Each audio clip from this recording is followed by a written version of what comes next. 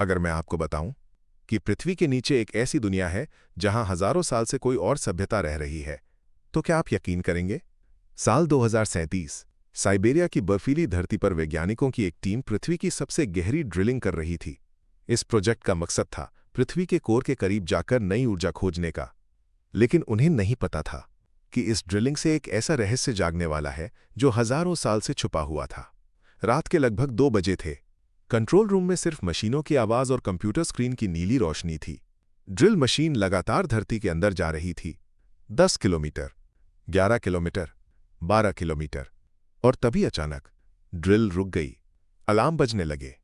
Screen पर लाल चेतावनी चमकने लगी। वैज्ञानिकों को लगा कि शायद कोई कठोर चट्टान आ गई है। लेकिन जब उन्होंने सेंसर डेटा देखा तो सब चौंक गए। नीचे पत्थर नहीं था, नीचे एक खाली जगह थी, जैसे धरती के अंदर कोई विशाल गुफा हो। वैज्ञानिकों ने तुरंत एक हाईटेक कैमरा प्रोब नीचे भेजने का फैसला किया। कैमरा धीरे धीरे अंधेरे सुरंग से नीचे जा रहा था। स्क्रीन पर सिर्फ काली चट्टानें दिख रही थीं। फिर अचानक अंधेरा खत्म हो गया और कैमरे के सामने जो दृश्य था उसे देखकर कंट्रोल रूम में बैठे हर इंसान की सांस रुक गई। वहां एक विशाल शहर था, धरती के नीचे, इतना बड़ा कि उसमें पूरा महानगर समा सकता था।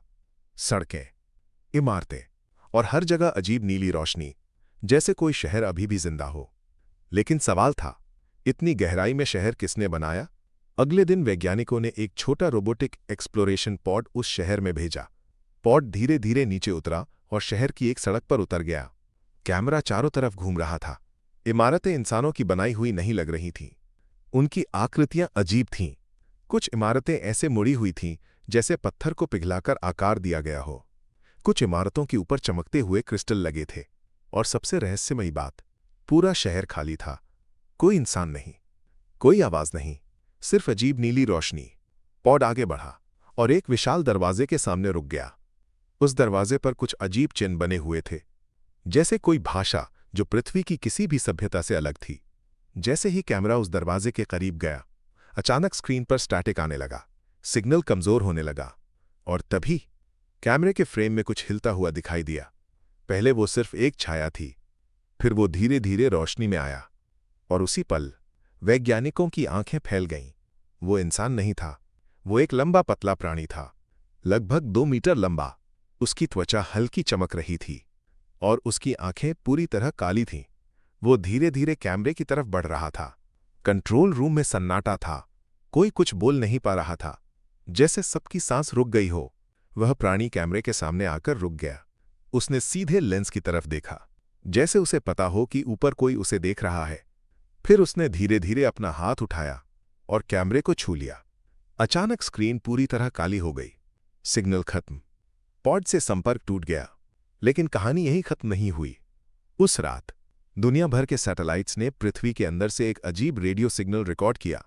जब वैज्ञानिकों ने उस सिग्नल को डिकोड किया तो उसमें सिर्फ एक संदेश था, तुमने हमें ढूंढ लिया है, अब हम ऊपर आ रहे हैं।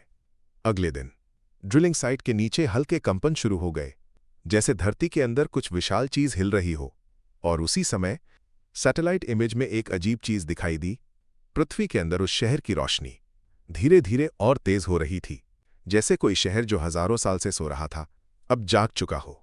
और शायद वो सभ्यता अब पृथ्वी की सतह पर आने वाली थी। लेकिन सबसे बड़ा सवाल अभी भी बाकी था, क्या वे दोस्त बनकर आएंगे या पृथ्वी वापस लेने? और अगर वे हजारों साल से पृथ्वी के नीचे रह रहे थे, तो असली सवाल ये है, क्या ये ग्रह कभी हमारा था ही नहीं?